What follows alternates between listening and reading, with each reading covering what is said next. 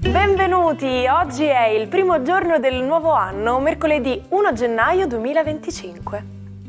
Il sole sorge alle 7:14 e tramonta alle 16:52, la luna si leva alle 8:45 e cala alle 18:23.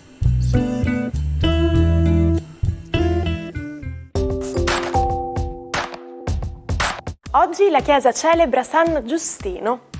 Il nome Giustino è il diminutivo di giusto, che deriva dall'aggettivo latino justus e significa probo, onesto. Oggi, 1 gennaio 2025, si celebra Capodanno, una delle festività più universali. Le tradizioni variano notevolmente. Negli Stati Uniti la più iconica celebrazione del Capodanno si svolge a New York con il ballo a Times Square.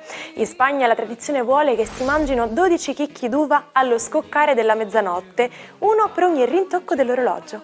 In Giappone ed in Italia le famiglie e gli amici si riuniscono a tavola con dei piatti tradizionali. Nel primo caso il osechi e il mochi, nel secondo il cotechino con lenticchie.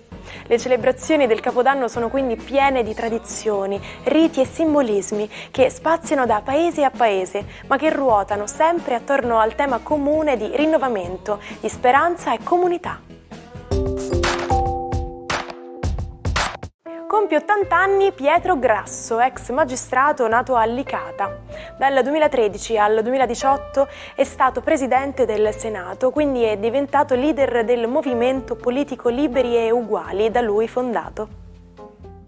Festeggia 68 anni l'attrice Pamela Villoresi. Ha recitato in più di 60 spettacoli teatrali, ma anche in 30 film, tra i quali La grande bellezza e 8 sceneggiati Rai. Nel 2018 è nominata direttrice del Teatro Stabile Biondo di Palermo per il quinquennio 2019-2023. È il compleanno anche di Stefano Bonaccini, oggi 58enne. Presidente dell'Emilia-Romagna dal 2014 al 12 luglio 2024 e del Partito Democratico dal 12 marzo 2023. Quest'anno la segretaria del PD, Elly Schlein, ufficializza la candidatura di Bonaccini alle elezioni europee di giugno. Successivamente alla vittoria con oltre 390.000 preferenze, Bonaccini rassegna le proprie dimissioni da presidente di regione. È l'1 gennaio del 2002 quando in Italia e in altri 11 paesi entra in circolazione l'euro, la moneta unica europea che nell'arco di 2 mesi manda in pensione le vecchie valute nazionali. Si conclude così quel processo di unificazione monetaria iniziato con il Trattato di Maastricht, sottoscritto nel 1993.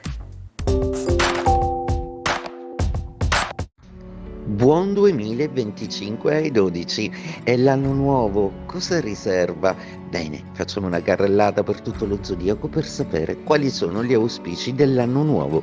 Ariete, ben lieti di sapere che il vostro è uno dei segni protagonisti di quest'anno perché ben 2 pianeti generazionali incederanno nei vostri gradi, inizierà Nettuno e poi Saturno, quindi sarà un anno all'insegna di una ricerca spirituale nuova e di un nuovo traguardo professionale. Toro, sarete ben lieti di sapere, cari Toro, che Urano, dopo 7 anni di permanenza nel vostro segno zodiacale, finalmente si sposta in Gemelli e quindi l'uragano che ha sconvolto un po' per 7 anni le vostre esistenze finalmente si placa e vi lascia vivere molto sereni. Gemelli è uno dei segni zodiacali più importanti quest'anno proprio perché arriva il tecnologico, avveniristico e futuristico Urano nei vostri gradi e perderete Giove cedendolo al Cancro, ma il suo lungo moto retrogrado non vi ha giovato granché, quindi lo cederete volentieri. Sarà un anno in cui riuscirete a sorprendere tutti con delle novità eclatanti. Cancro, Giove entrerà nei vostri gradi facendo di voi il segno dell'anno, il più fortunoso, abbondante e pieno di ricchezza. E l'augurio più bello è un anno in cui in famiglia e nell'amore celebrerete dei nuovi ed importantissimi traguardi. Leone, Il movimento planetario di quest'anno, a parte un Marte che vi lascia in pace nei primi 2 mesi per poi tornare nei vostri gradi, ma molto più velocemente e lasciarvi in pace, sarà la grande opposizione con Plutone. Plutone che è entrato in Acquario, che quindi vi spingerà a essere incredibilmente più ambiziosi e desiderosi di riprendere il potere per il quale sentite di essere fatti. Vergine. Per voi è un anno in cui i supporti planetari saranno decisamente più semplici, inizierà una quadratura di Urano molto importante che vi spingerà a migliorarvi molto e ad essere molto più veloci in tutto, anche in amore sarà un anno molto più morbido e fortunato.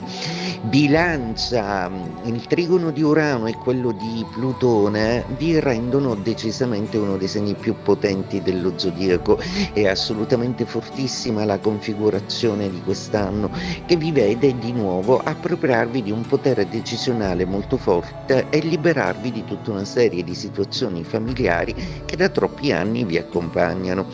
Scorpione, un anno decisamente interessante visto che il vostro pianeta Plutone si è spostato in Acquario, garantendo degli risvolti che muovono decisamente quella stasi a cui vi eravate troppo abituati, un po' sopiti forse. Quello che è bello da sentire è che Giove sarà in uno stupendo trigono e che quindi sarete anche più fortunati e decisamente molto più felici in amore. Sagittario, è l'anno in cui il vostro Giove finalmente smette di farvi la guerra, inizierà Urano, ma tutto è molto più sopportabile proprio perché Giove, il vostro astro, sarà in gioia e voi ne trarrete grandissimo beneficio. Torna l'allegria, la spensieratezza e soprattutto la voglia di viaggiare. Capricorno, un anno molto importante per voi, il primo dopo tanti che passerete senza Plutone. Il vostro astro Saturno si sposta nell'Ariete, dandovi di nuovo la voglia di primeggiare, di essere al comando di qualcosa e soprattutto di gestire le cose in modo vostro. C'è anche una grande ricerca spirituale che farà di voi delle persone nuove. Acquario, ecco, il vostro è il segno più nevralgico proprio perché ci si aspetta moltissimo da questo transito di Plutone nei vostri gradi zodiacali, ma quello che è importante sarà il trigono che svilupperà con Urano non appena passerà in Gemelli, proprio perché tecnologia, medicina, futuro, tutto quello che fa vibrare le corde dell'Acquario sarà esponenzialmente molto più vibrante. E torna anche l'amore, è un anno in cui vi innamorerete perdutamente costruendo una lunga storia d'amore.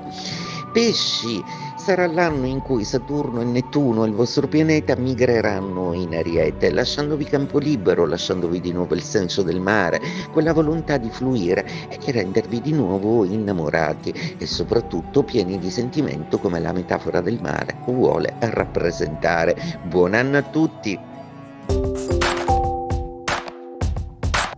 Con l'approvazione del 13° emendamento della Costituzione, in tutti gli Stati Uniti viene abolita la schiavitù, formalmente l'oggetto del contendere tra nord e sud della guerra civile. È l'1 gennaio del 1863. La svolta storica è sancita dalla Dichiarazione di Emancipazione pronunciata dal presidente Abraham Lincoln. Sono proprio offeso. Questa me la lego al dito. Legarsela al dito si riferisce a un'antichissima tradizione secondo cui venivano legate alla mano piccole strisce di pergamena contenenti precetti religiosi per assicurarsi di non dimenticarli.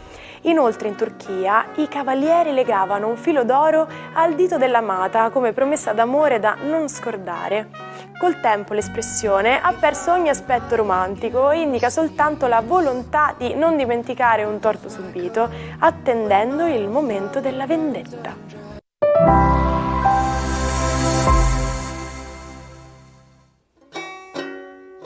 Non perdete l'opportunità di restare sempre aggiornati con i nostri video. Iscrivetevi e attivate le notifiche per non perdere nessun nuovo contenuto.